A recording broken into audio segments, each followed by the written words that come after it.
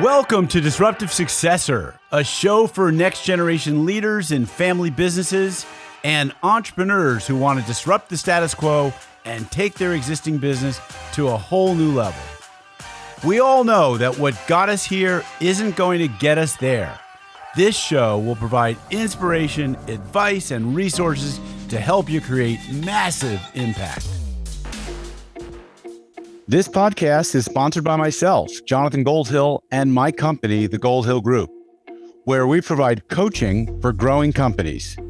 I'm Jonathan Goldhill, and my purpose is simple: to guide entrepreneurial leaders in family businesses towards more freedom and fulfillment. I want entrepreneurs to get clarity around the changes that will make them and their businesses more successful so they can experience the same freedom I've enjoyed in my life. Our proven practices challenge business owners to think differently about their business and how they're running it, and quite literally become game changers in our clients' companies. Learn more at thegoldhillgroup.com website, where you can schedule your free strategy session. Hi, it's Jonathan Goldhill, and welcome back to another episode of the Disruptive Successor Show. My guest today is Cody Schneider. He's an entrepreneur and digital marketer based in Denver, Colorado, who left the world of unsexy businesses and industries, including a family-owned business in the medical category that is scaling to sell to private equity. And he did this to create an AI tool that would make it easier for B2B companies to do content marketing. For over a decade, he has helped grow multiple software and SaaS startups focused on marketing automation and content production tools. His background includes experience at both agencies and hypergrowth startups. Cody is now the founder of Swell AI and Draft Horse AI, a content platform that reached 10,000 in monthly recurring revenues in its first month based on pure virality. With a background spanning over a decade in digital marketing and startup growth, he has helped numerous companies achieve rapid growth through data-focused strategies. When not building his own ventures, you'll find Cody exploring remote destinations or on the slopes of Colorado and probably other mountains nearby. Cody, welcome to the show today. John, thanks for having me. Super excited to be here and chat with you. Yeah, it's great to be able to bring someone on the show that is going to talk about SaaS, which is software as a service, in case people didn't know what that was, but who is also got his other foot in a family business that's scaling and doing really well. And that could have been a full-time opportunity for you. And I think what's interesting is that so many young entrepreneurs who see the family business might say, that business is really unsexy. That's not interesting. I want to do something that's interesting. And you've managed to keep a foot in both camps. And so let's start with just kind of roll the clock back to the beginning of your professional career, or maybe even involvement with the family business, and tell us your story. Yeah. So high level, I started out initially in e-commerce. And then naturally, like everybody, you end up in B2B because that's where the money is. So I started working at a B2B marketing agency. We mainly worked with companies that, would fit into that unsexy category. Think like bathtub manufacturers, windows, like plywood, right? Right. These are all Fortune 500 companies, huge names that you would recognize. And for them, they were trying to transition into digital. And so that's what my job really was there, was to help define their digital strategy and then build the processes and systems for their teams to actually run internally. So we were kind of a strategy consulting agency that I was at. So from there, I ended up naturally working with my parents on their company. They owned 2 physical therapy clinics, and my mom is specialized in this type of women's health physical therapy that's pretty underserviced. It's called pelvic floor physical therapy. But long story short, they were looking to expand because they saw they had wait lists out the door at all their clinics. And so what we ended up doing for them was building out really a content engine so that they could expand the amount of locations that they had. So in about 2 years, we took them from 2 clinics to 7 within the greater Spokane, Washington area. They're now starting to open up clinics in Boise area and in Seattle. And then also looks like Denver and then Arizona and the Scottsdale area is what's next. But for them, it was, pretty straightforward. We were just like, how do we build top of funnel education about this that then sends them to some type of lead magnet that we put them into an email nurture? And I'm happy to go as deep as you want on any of this stuff. But from there, we put them into this email nurture that educates them, and then that would end up turning them into patients, right? And throughout that process, there was a moment where I was like, okay, cool, I'm going to come and take over that company, but ended up transitioning into early stage startups. My background is like with user acquisition. That's what I kind of have a specialty in, is getting, your first 1,000 customers. That's what I've always kind of done. So the last company that I worked at was called Rupa Health. This was a software company in the medical space. We ended up taking them from a $20 million valuation to a $110 million valuation in about 6 months. And that process that we did was we basically built this, again, media arm for the company that was making podcasts, webinars, live classes, courses, etc., distributing it to that target audience for free. And then again, building that top of funnel into the marketplace. So yeah, that's kind of the bullet points of it. It sounds genius when it works well. And Yeah, I'm sure exactly. there are companies and clients that it doesn't work all that well with, but 100%. But I like the story. So where I want to break it down a little bit and understand is, and let's go back to the unsexy bathtub window coverings, whatever those types of businesses. And so paint a vision or a picture for a company that's in an industry. Could be that, could be a contractor. They're not doing any of this stuff.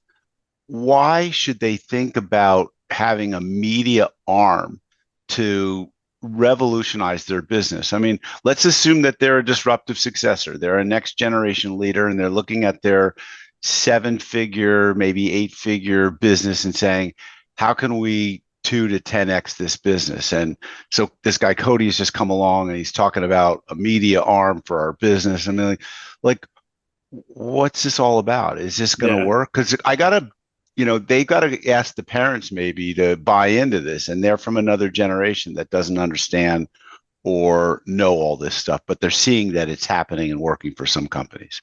So kind of totally take us through the architecture a little bit or the thinking or whatever.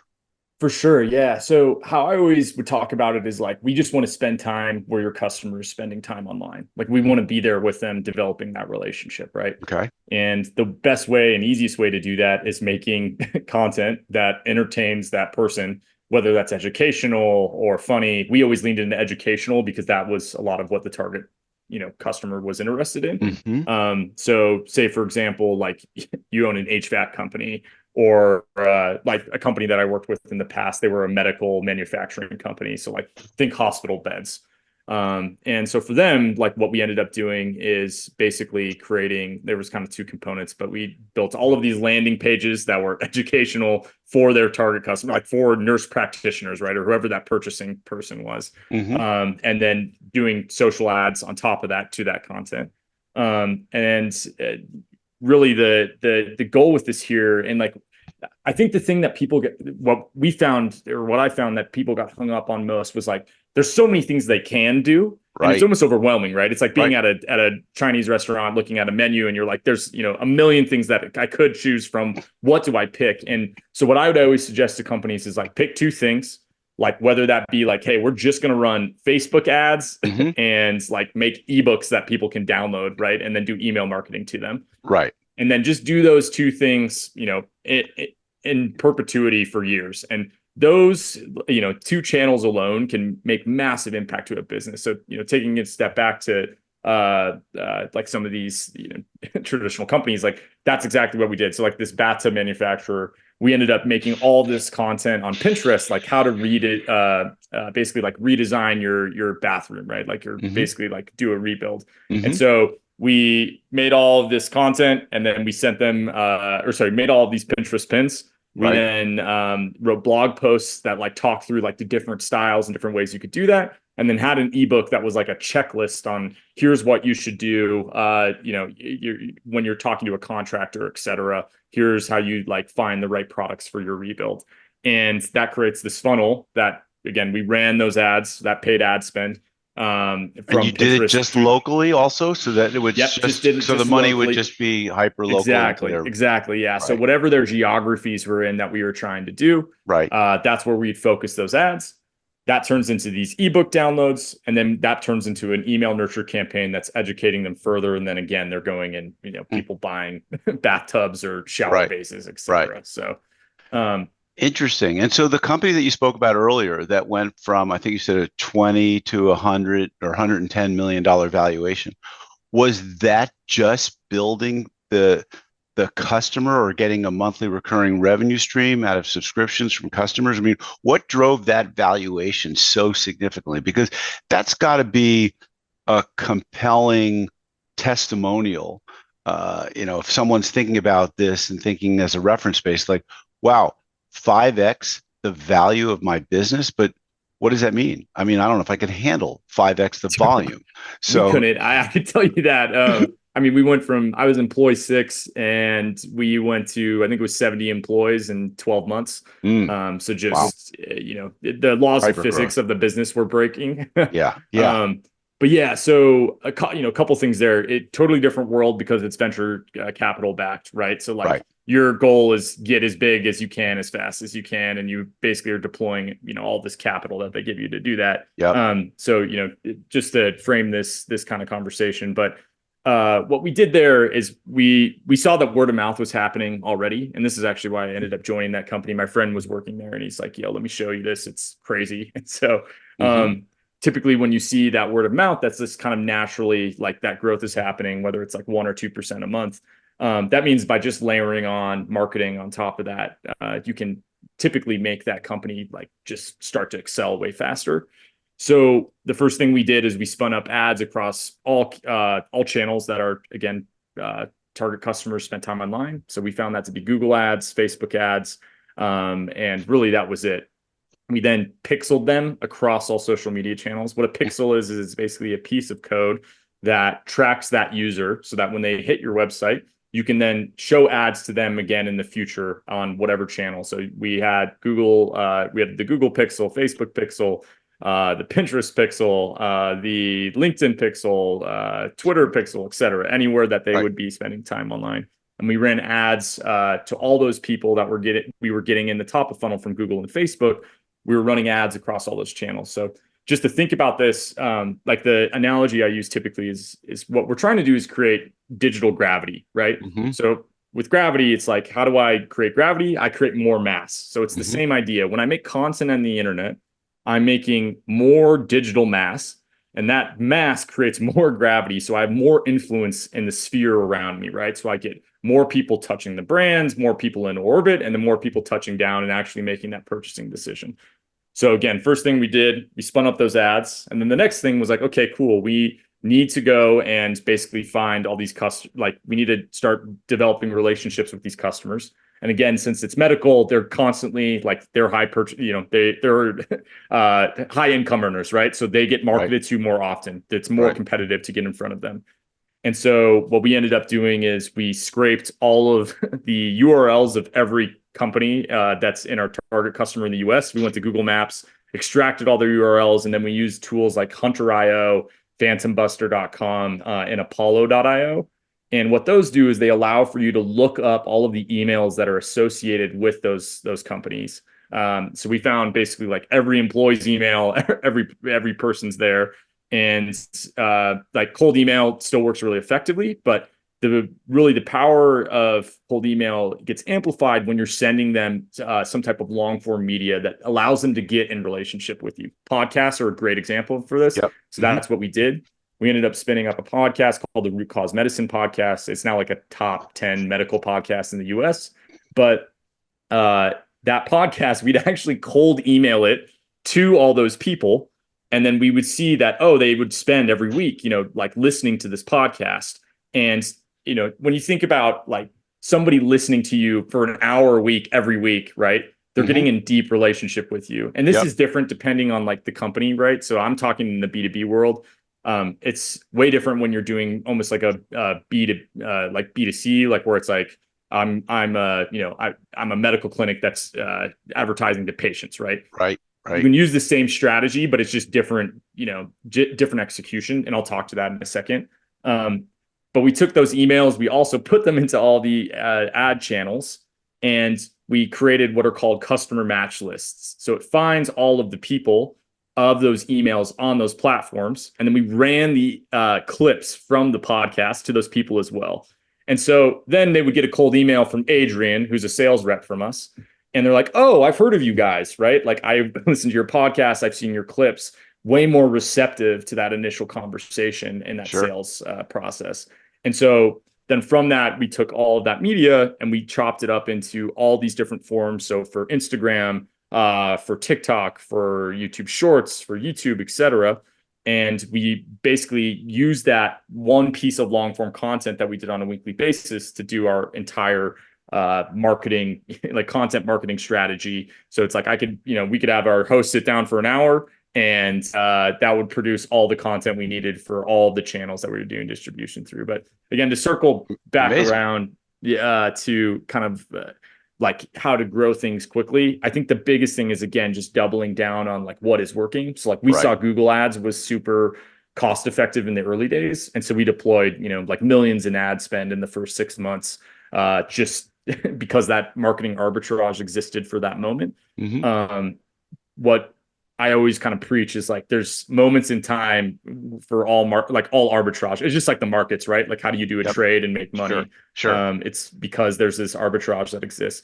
In that moment, you have the ability to capitalize on that, but it's not going to be there for forever. So like right now, a huge marketing arbitrage is like TikTok SEO, especially if your brand is like a bar or like, say it was like a beauty salon or something like that. Right. All the search traffic for like bars near me, Denver, is going away from Google and going to TikTok and Instagram and YouTube Shorts.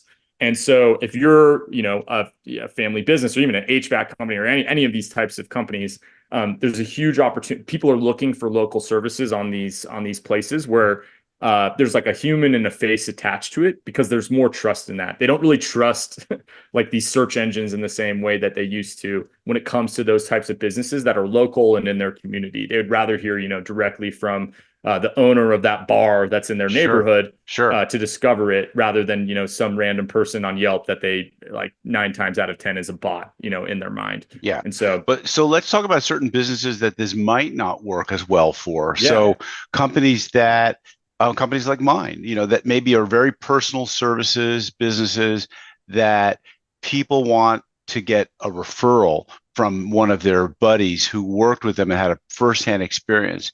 I mean, can you, if it's a family law firm, a business consulting firm, something that's very, maybe a financial, a wealth manager, is this going to work as well for those types of people? And I'm not talking wealth manager like a Fisher Investments, which is doing massive yeah, advertising anyway, right, on conventional media.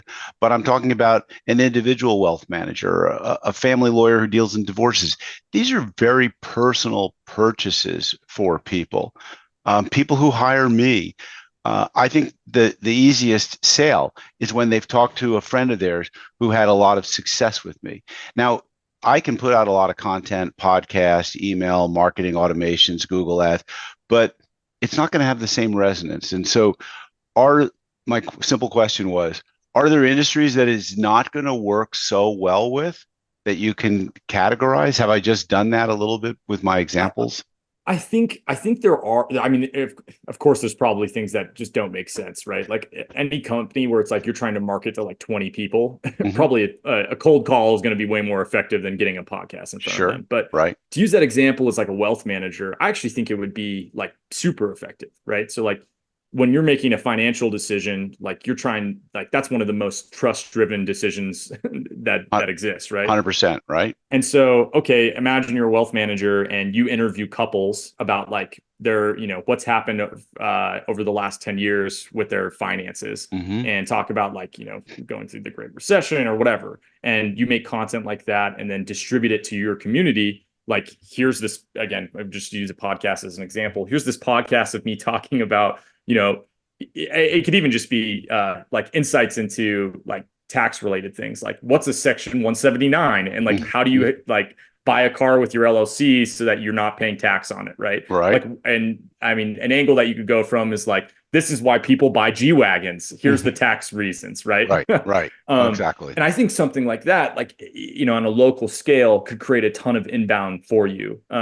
Again, using that wealth. The same thing on the law side. You just, I could see lawyers just telling stories, not using names, but Right. just very vaguely saying, "Hey, XYZ happened. Here's how we got involved. Here's how we helped them." And that creates this narrative arc, right? That, yeah, again, builds trust with those people. I I We're think not with seeing it all, yet, though, right? I mean, obviously, PI attorneys that are out there, they're on the news, they're advertising, spending tons of dollars. totally. But I mean, I don't think I've ever seen an ad from a transactional or a litigation or business securities or corporate attorneys or accountants for that matter. I mean, they just do those staid, basically in the local business journal, or they're in the book of lists, or they're spending their money sponsoring offline events. I don't see them in the online marketing world unless they're a B2C kind of a play.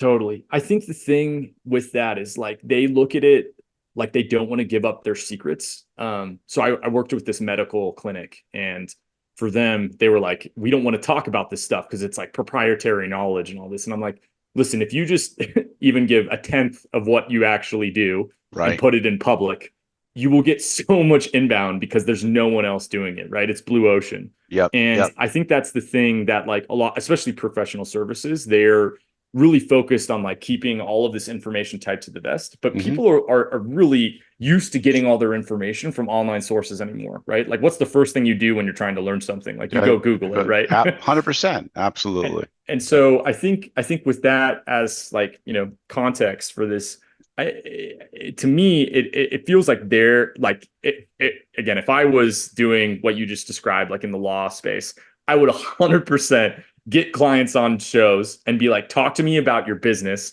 tell me all the things that are happening, blah blah blah, and then distribute that within the business community. Even if you're just like, because it's a symbiotic relationship, right? Like, that business suddenly gets media attention. Like, of Hmm. course, that CEO will come on and talk to you. You Right. get deeper relationship as a lawyer with this business owner, which probably will turn into a lead, or they'll refer one of your friends through that word of mouth that you were talking about a second ago.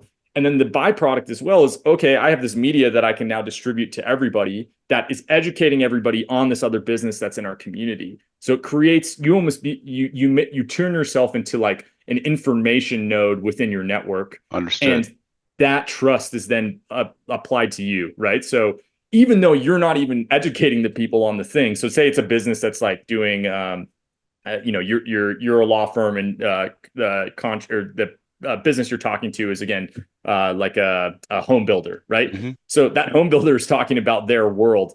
Even though you know nothing about home building, just by being the one that is distributing that knowledge, people are going to associate all of that knowledge with you because you're the one that is distributing it. And so That, they're like, more and more trust, and that compounding, like, cascading effect that occurs, is makes what sense. we've seen. Let's talk about, the let's talk about owned versus non-owned channels. Let's Totally. explain what the difference is, because I know you do know it, and why one might be better than another for a business.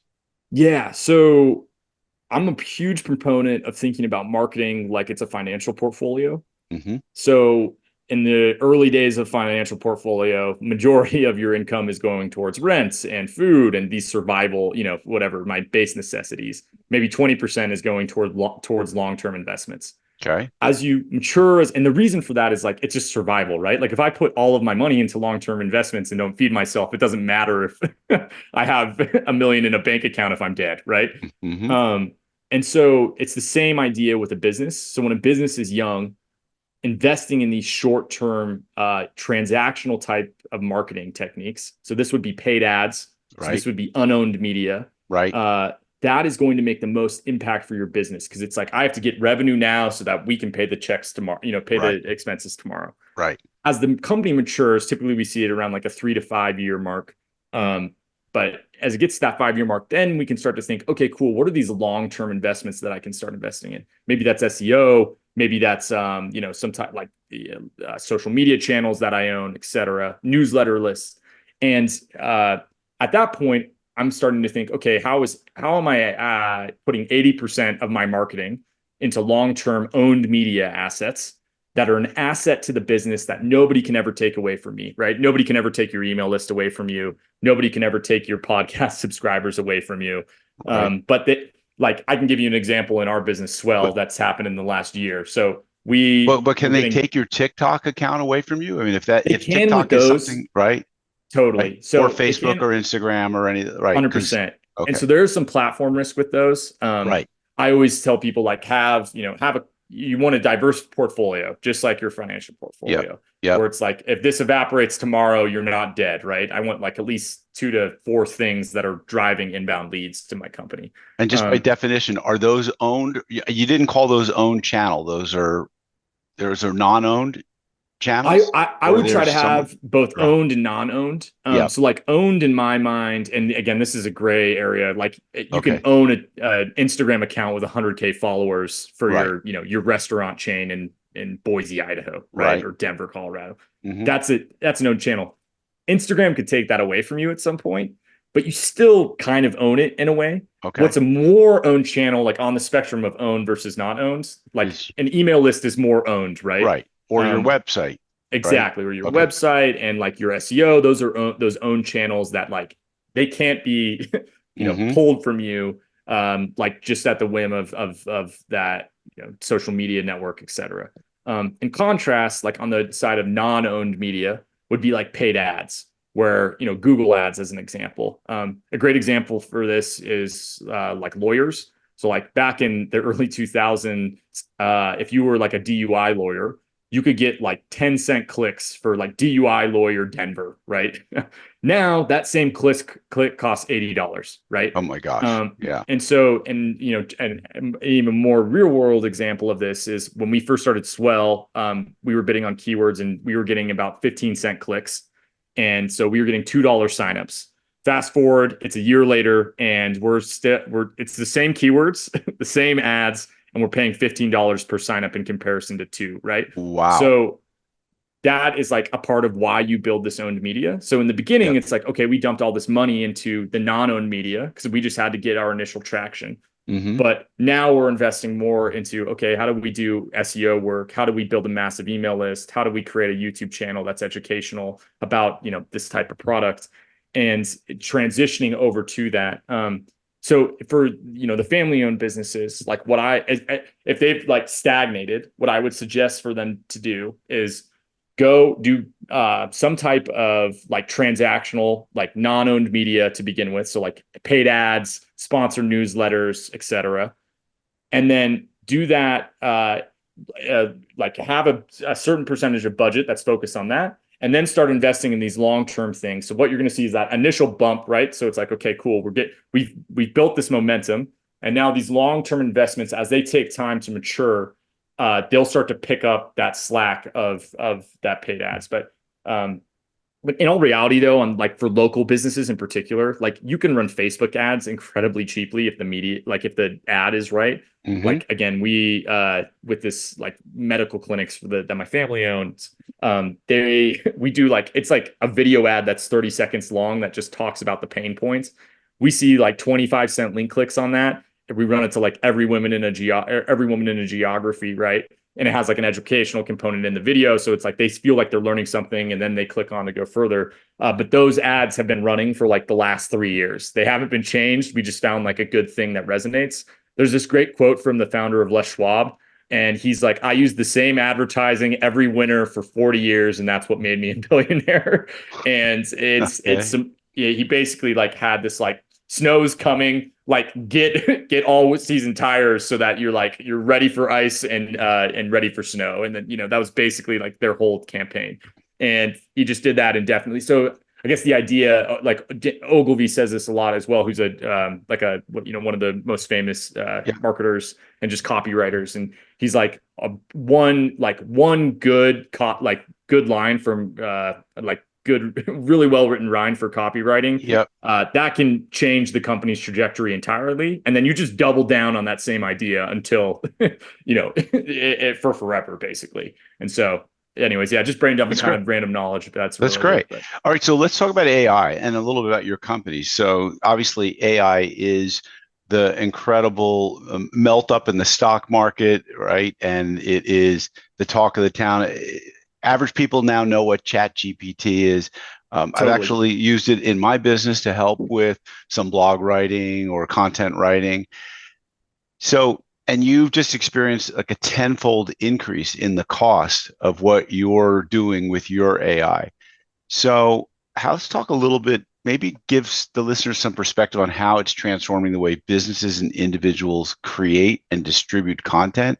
And can it do the Ogilvy, secret copywriting that, or is, that you just spoke about? Can it bring out the genius, that those one-liners that you can still remember, whether it's 30 minutes or less, or it's free, or when E.F. Hutton talks, people listen. I mean, these are famous lines that carried some of these companies and changed the trajectory of these companies. But can AI do this? And, so tell us a little bit about how AI Yeah. is transforming businesses.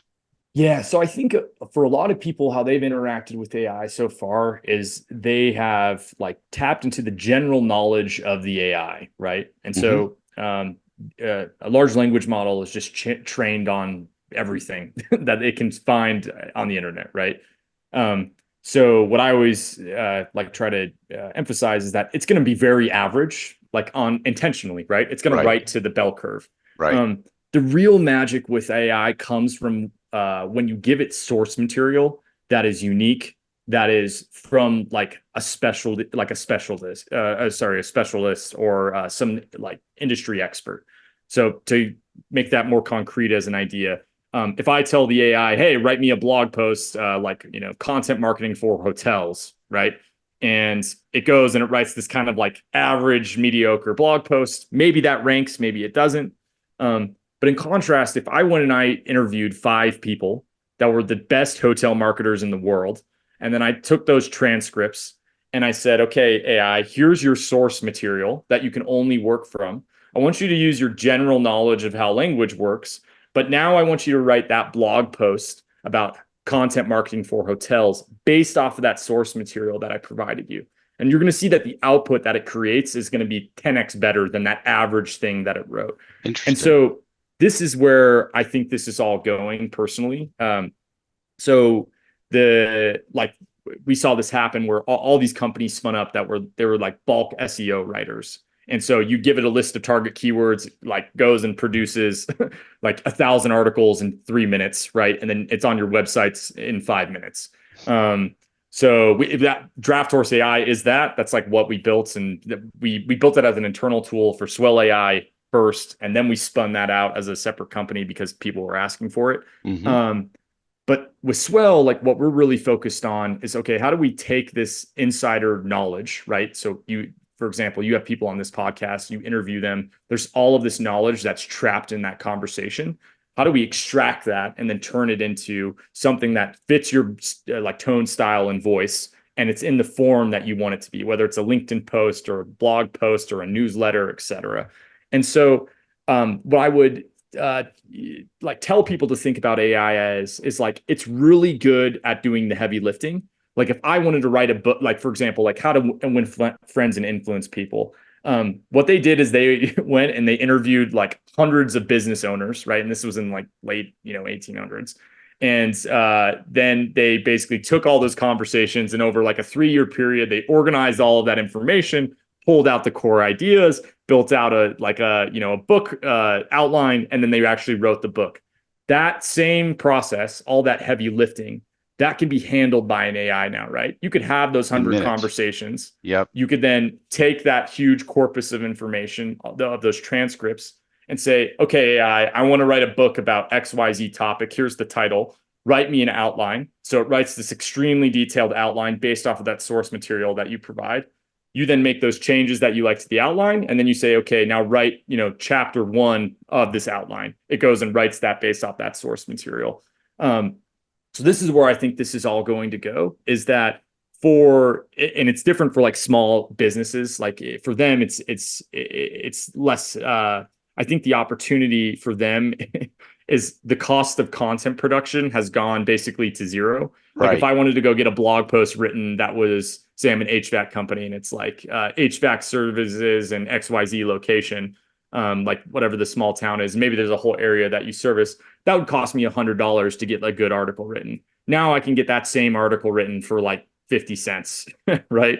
And so it's like, okay, well, now I'm just going to go, instead of only writing 10 articles, I'm going to write, and we worked with a company helping them do this where they were a cremation service. So they Hmm. would like help, like basically like end of life, like that whole process. Right. And so for them, they were national and they wrote blogs for every city in the US, and it was like cremation services, XYZ location, publish that to their website. And then that creates all of this inbound traffic, right?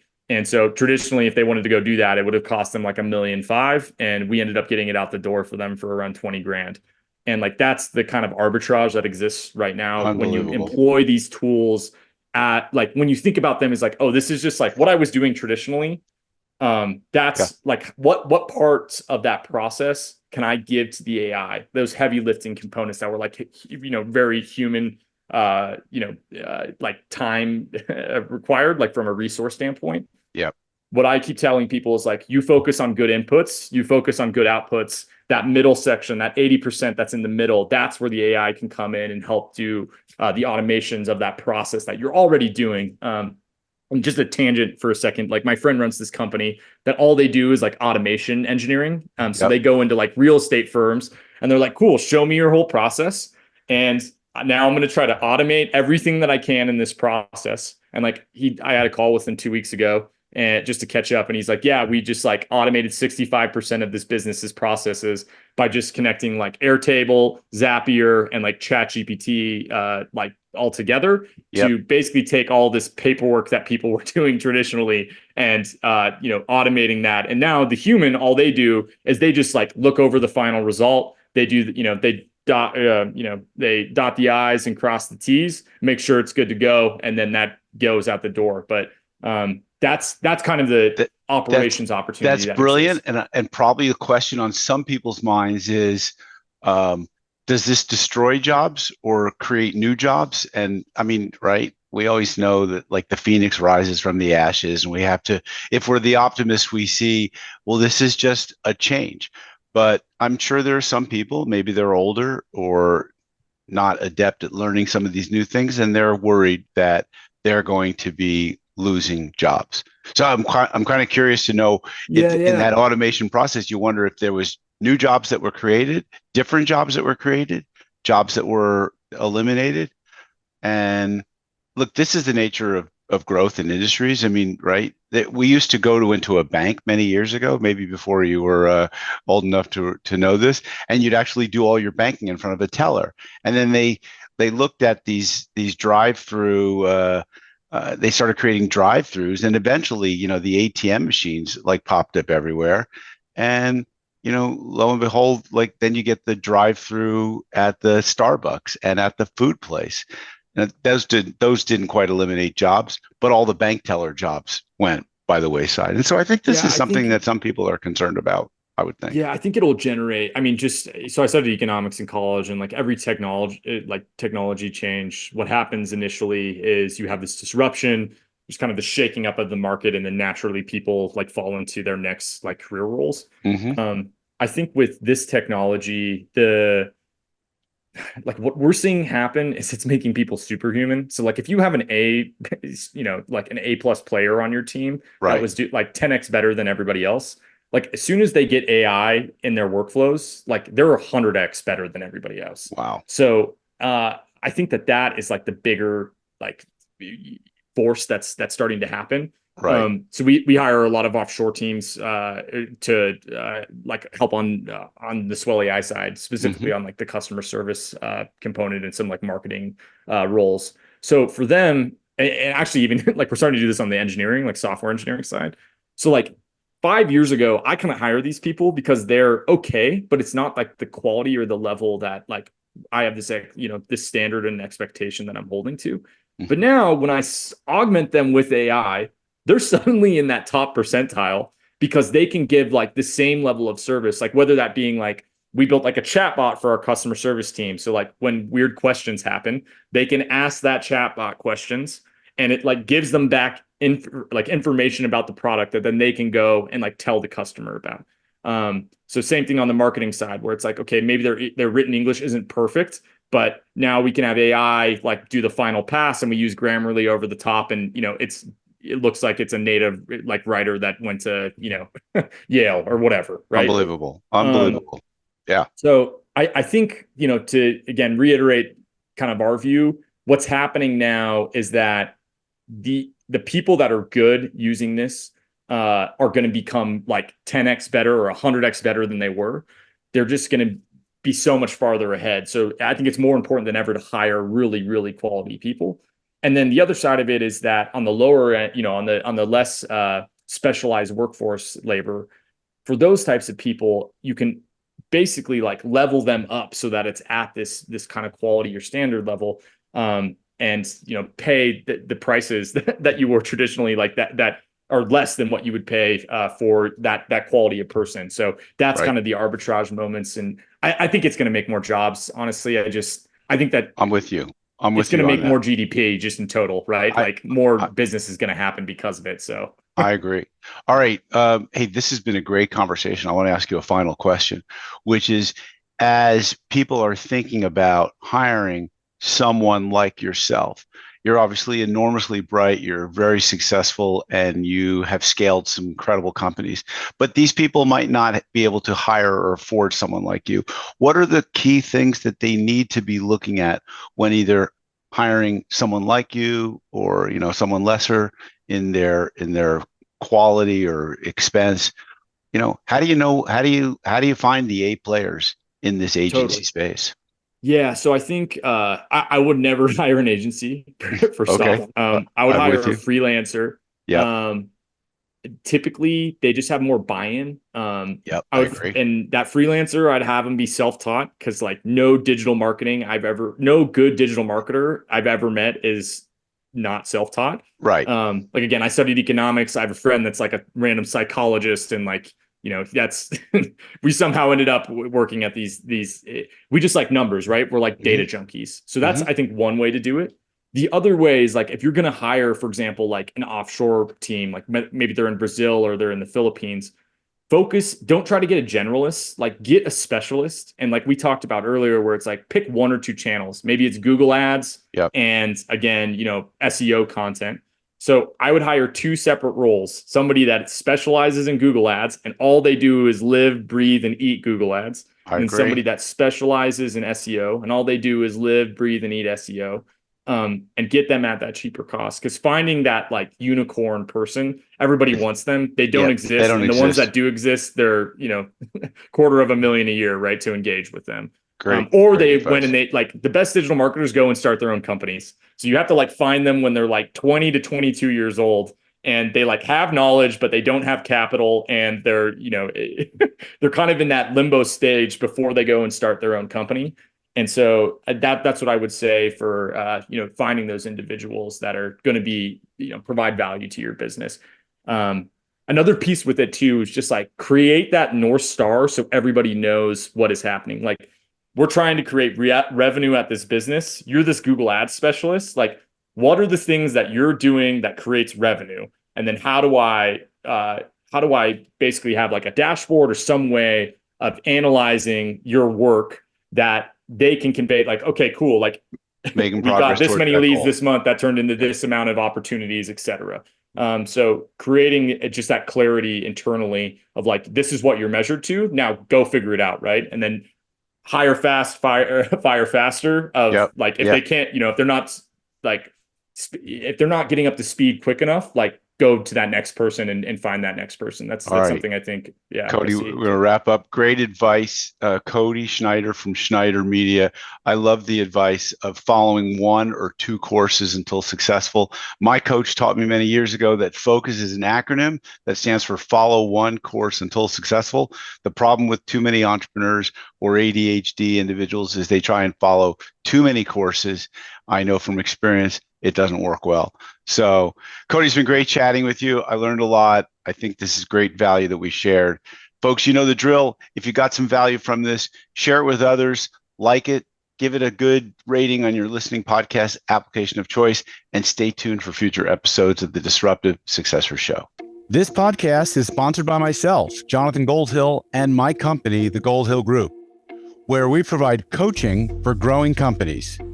I'm Jonathan Goldhill, and my purpose is simple: to guide entrepreneurial leaders in family businesses towards more freedom and fulfillment. I want entrepreneurs to get clarity around the changes that will make them and their businesses more successful so they can experience the same freedom I've enjoyed in my life. Our proven practices challenge business owners to think differently about their business and how they're running it, and quite literally become game changers in our clients' companies. Learn more at thegoldhillgroup.com website, where you can schedule your free strategy session.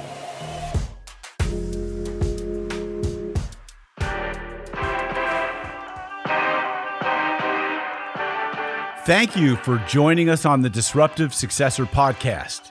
If you enjoyed today's episode, please subscribe, review, and share with a friend who would benefit from the message. If you're interested in picking up a copy of my book, Disruptive Successor, go to disruptivesuccessor.com.